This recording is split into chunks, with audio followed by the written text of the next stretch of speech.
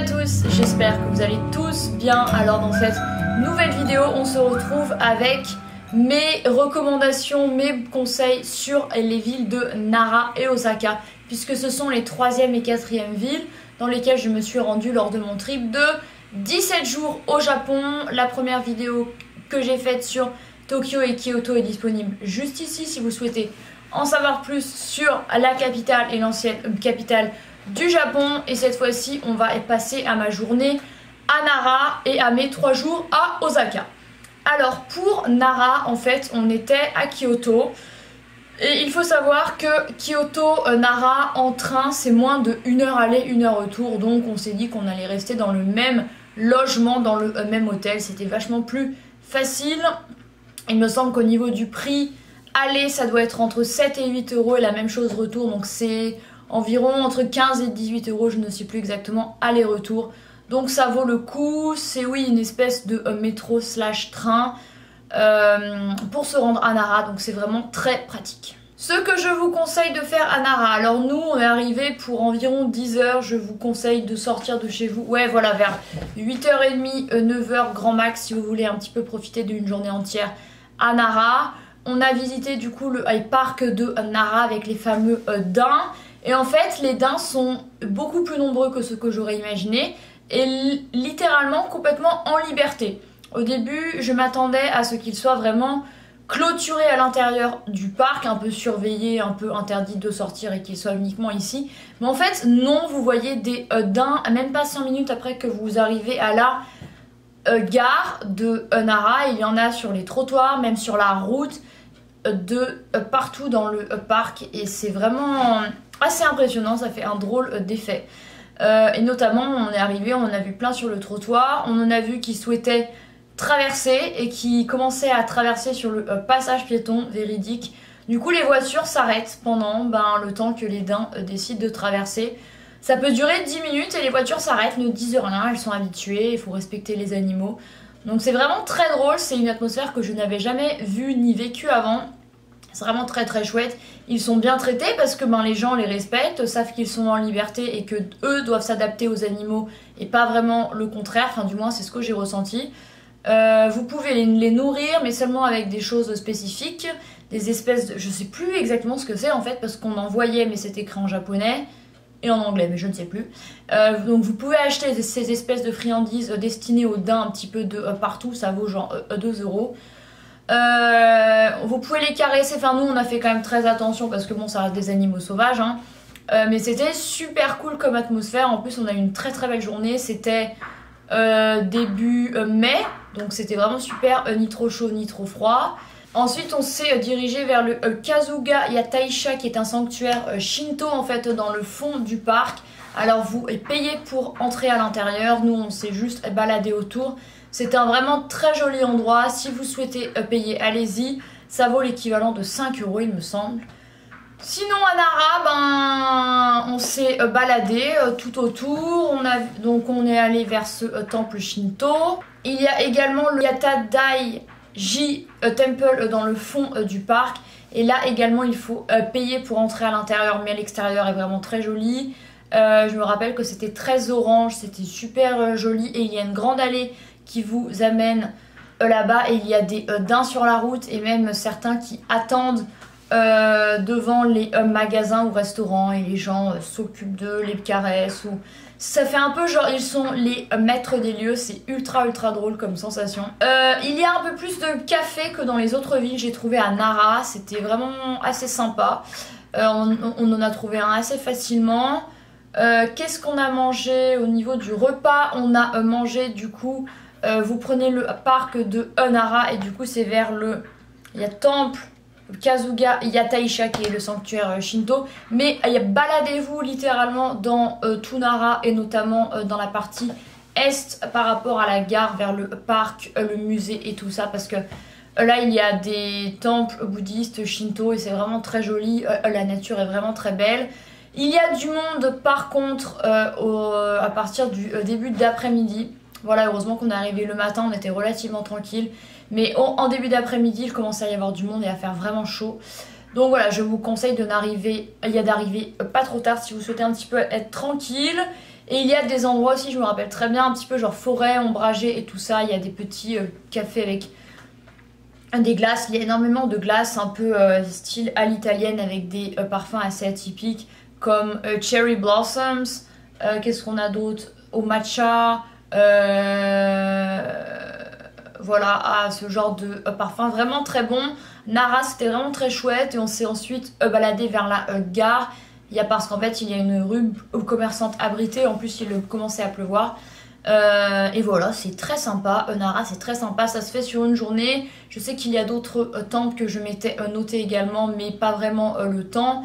On voulait surtout se concentrer bien sûr sur les daims et sur quelques temples, mais sur une journée impossible non plus d'en faire trop. Mais voilà, Nara est une très jolie ville que je vous conseille vivement de visiter, très accessible de Kyoto. Mettez bien le trajet sur Google Maps, il vous expliquera. Si vous avez des questions, et il me semble que justement un employé de la station nous a aidés, et il me semble que c'était pour aller à Nara. Si vous avez des questions, n'hésitez pas à leur demander si c'est bien le bon train, parce que au Japon, c'est pas si facile de se repérer que ça. Parce qu'en fait, il y a des métros classiques, des espèces de trains qui desservent les autres villes.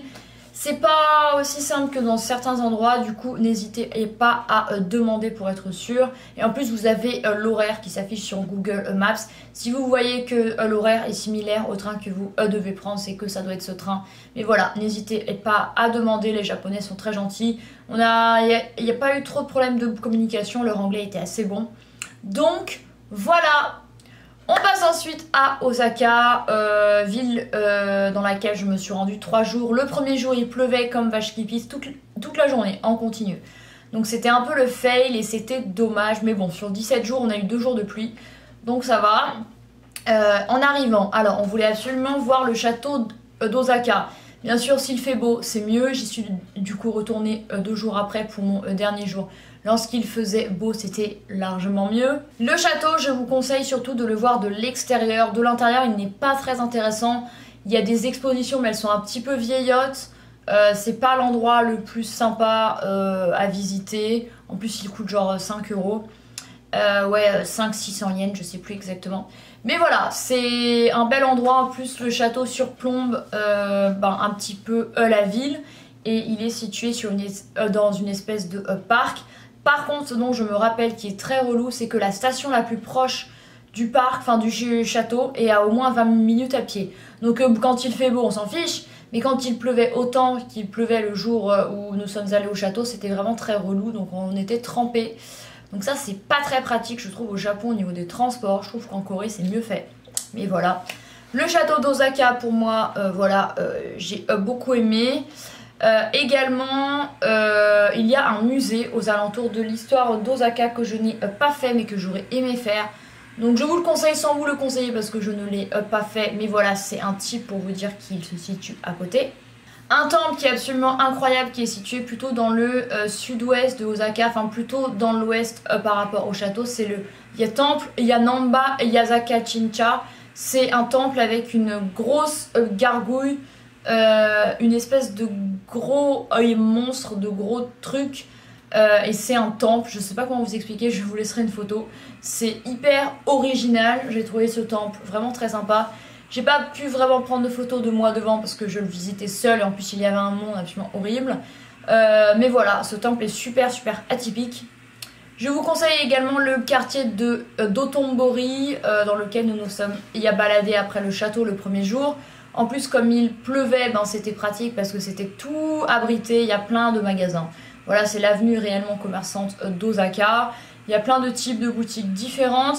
Et ensuite, vous arrivez à l'espèce de petit pont avec le fameux personnage très connu avec la vue sur les canaux.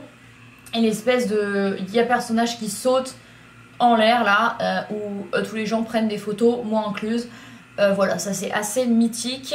d'Otombori, voilà, c'est très sympa, de jour comme de nuit. Et le long de l'espèce de canal, il y a des petits cafés, des petits restaurants. On s'y est mise avec une amie, c'était vraiment très chouette. Donc je vous conseille vivement d'aller là-bas. Ce ne sera pas le Japon traditionnel, mais plutôt le Japon moderne, mais c'est vraiment à faire et à voir si vous allez à Osaka. Plutôt au nord de cette partie, au nord-ouest, il y a un parc que j'ai vraiment adoré, c'est le parc Utsubo que je m'étais marqué. Et ensuite j'étais allée au musée qui est juste au nord, mais vraiment déception nulle vraiment. Et puis il y avait un autre musée à côté. En fait il y a le musée scientifique, enfin le musée des sciences, le musée de l'histoire d'Osaka et le musée d'art. Au final je suis allée au musée d'art. Il y avait une expo qui était absolument nullissime et je l'ai payé cher. Le musée des sciences ce n'est pas quelque chose qui m'intéresse donc je n'y suis pas allée. Et le musée de l'histoire d'Osaka ou je sais plus quoi, c'était super cher. Enfin non, l'autre musée d'art, bref. Mais le parc Utsubo est un très joli parc. Et au mois de mai, il y avait un nombre de roses et de fleurs absolument incroyable. J'ai réussi à prendre des photos un petit peu seule de moi sur place avec mon trépied que j'avais acheté. Un parc absolument trop joli. Je vous conseille vivement d'y aller. Il y a également il y a Tenman-gu qui se situe au nord et du coup au nord également du château. C'est un temple que je m'étais noté de visiter qui est assez célèbre à Osaka. Visiblement il était très joli, il n'y a pas grand monde et c'est un sanctuaire Shinto si je me souviens bien. Vraiment très joli. Il y a également il y a Tenman-ji qui est un temple avec une grande pagode orange sur plusieurs étages que j'ai visité le deuxième jour. Alors il ne faisait pas un temps de ouf, mais ensuite ça s'est dégagé et c'est le seul temple où j'ai demandé à des étrangers, enfin des gens que je ne connais pas, de me prendre en photo devant la fameuse pagode parce que c'était vraiment très joli et je voulais avoir un souvenir comme je visitais seule. C'était super incroyable, un très joli temple que je vous conseille vivement qui est du coup plutôt dans le sud. Il n'y a pas très loin, il y a le Yatenoji Park qui est également très sympa et il y a quelques temples également autour que j'ai fait, que je vous conseille de faire. Voilà, zoomez sur la carte, allez-y, enfin baladez-vous et vous trouverez des endroits à visiter.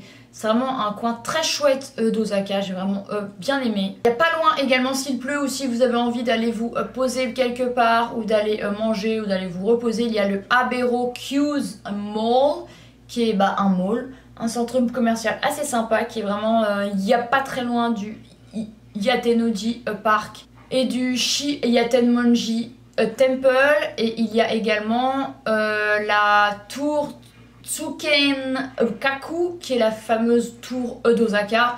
Vous pouvez aller en haut, personnellement je suis juste restée en bas et le quartier en bas vers la tour, j'ai pu prendre une assez jolie photo d'une rue avec la tour en fond et c'était vraiment très joli, ça fait assez typique, il y a des grosses devantures avec des gros crabes, enfin vraiment significatif de ce qu'il y a à manger à l'intérieur.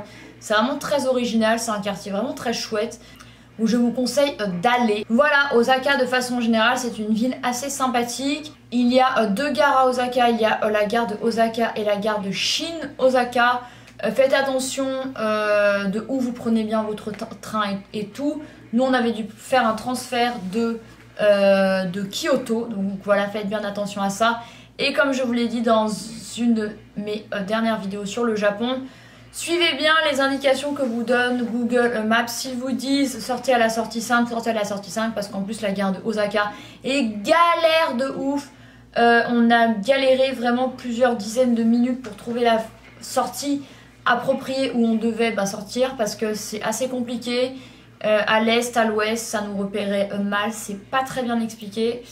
Mais par contre il y a des lockers à l'intérieur de la gare de Osaka, donc si vous arrivez avec une valise vous pouvez la laisser plusieurs heures sans problème avec un code ou votre empreinte digitale et ça vous coûte genre 3, 4, 5 euros la journée.